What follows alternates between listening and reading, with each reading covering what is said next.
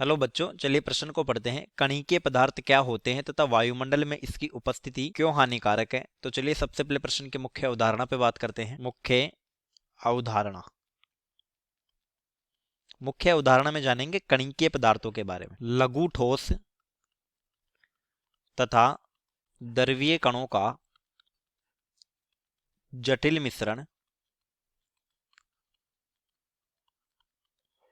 कणिकीय पदार्थों के रूप में जाना जाता है।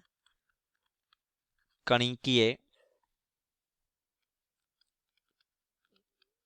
पदार्थों के रूप में जाना जाता है वायुमंडल में कणिकाएं जीवनक्षम तथा अजीवनक्षम प्रकारों की होती है। अजीवनक्षम प्रकारों की होती हैं। पहले देखते हैं जीवनक्षम कणिकाएं। जीवनक्षम कणिकाएं ये वो सूक्ष्म जीव होते हैं जो वायुमंडल में परिक्षेपित होते हैं। सूक्ष्म जीव जो वायुमंडल में परिक्षेपित होते हैं। जैसे इनके उदाहरण हो जाते हैं कवक, फफूंद, जीवाणु। दूसरी होती है अजीवनक्षम कणिकाएं। अजीवनक्षम कणिकाएं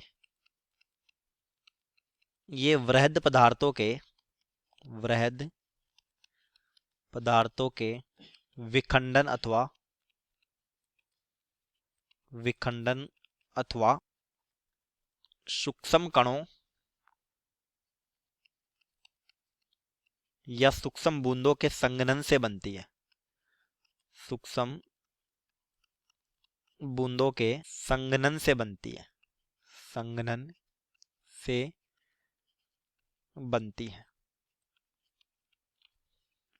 इनके उदाहरण होते हैं जैसे कोहरा, धुआं, धूम, धूल।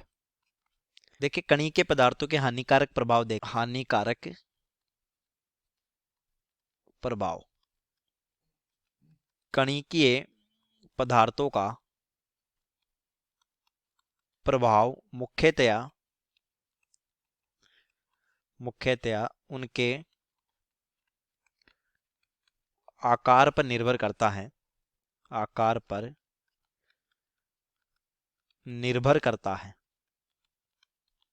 5 माइक्रोमीटर से बड़े आकार के कण नासिका द्वार में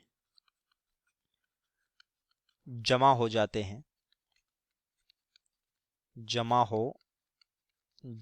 पराग कणों को भी कणिकीय पदार्थों में शामिल किया जाता है। कणिकीय पदार्थों में शामिल किया जाता है जिससे मनुष्य में एलर्जी पैदा होती है। मुख्यतया ये अस्थमा का कारण इसको पराग एलर्जी बोला जाता है। केंद्रीय प्रदूषण नियंत्रण board CPCB central pollution control board के अनुसार 2.5 माइक्रोमीटर व्यास अथवा इससे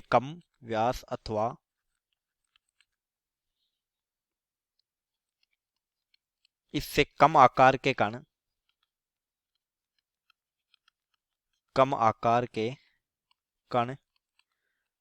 फेफड़ों में जमा हो जाते हैं जिस कारण श्वसनीय विकार उत्पन्न होते हैं। तो कणिकीय पदार्थ तथा उनके हानिकारक प्रभावों को समझा। उम्मीद करता हूं प्रश्न समझ आया होगा। धन्यवाद।